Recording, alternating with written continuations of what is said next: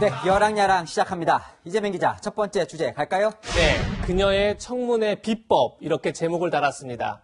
오늘 추미애 법무부 장관 후보자의 인사청문회에선 이런 장면이 포착됐습니다.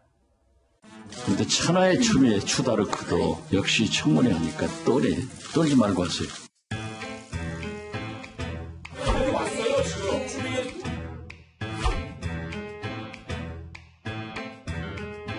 이거 하나만큼 오늘 꼭 밝혀야 되겠어요. 묶어놓게 되면은 근육을 안 쓰고도 밸런스를 어느 정도 잡을 수 있으니까 오래 앉아 계셔도 다리 피로도가 줄어들게 되죠. 네, 다리를 묶으면 저런 효과가 있는지 몰랐네요. 그런데 추 후보자, 다리가 좀 불편한가요? 네, 제가 추 후보자 측근에게 물어보니 2004년 노무현 전 대통령 탄핵 당시 찬성표를 던졌다가 광주에서 15km를 삼보일배하며 사죄한 일이 있었죠. 그때 무릎을 다쳐 지금까지 고생하고 있다고 합니다. 그런데 오늘 청문회에서 추 후보자에게 아주 뜻밖의 우군이 나타났습니다.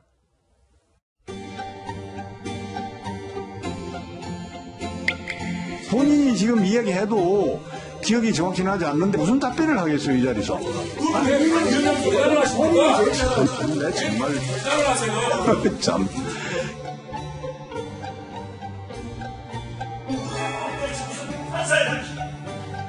이런 당신이 뭐야 지금?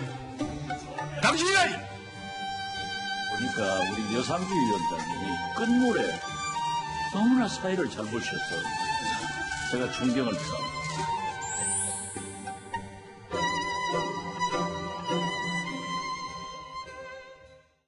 네, 좀 의아한데요? 여상규 위원장 왜 그런 건가요? 무슨 특별한 이유가 있습니까? 예, 과거와는 태도가 많이 달라서 보는 기자들도 깜짝 놀랐었는데 아마도 자신이 수사 대상인 점이 영향을 미쳤을까요? 그런 국회 패스트 트랙 관련 고발도 정치 문제입니다. 검찰에 함부로 손댈 일도 아니에요. 추 후보자에게도 여 위원장의 이런 간절한 마음이 전달됐는지 모르겠네요. 네, 여의도 의원들 마음은 역시나 요지경이에요. 다음 주제 가볼까요? 네, 공포의 민노총당 이렇게 제목을 붙였습니다. 네, 민노총당이라면 민주노총이 정당을 만든다는 얘기입니까? 만약 민노총이 공식적으로 밝혔다면 오늘 톱뉴스였겠죠.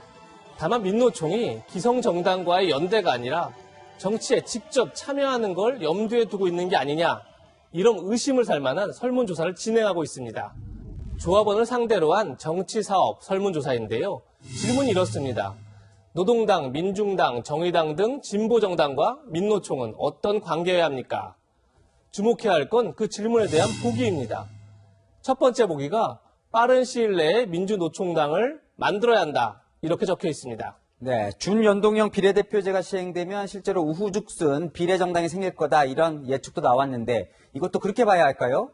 네, 현재로서는 예측이 쉽지 않지만 민노총당이 만들어진다면 굉장히 위협적인 비례정당이 될 것은 틀림없는 사실입니다.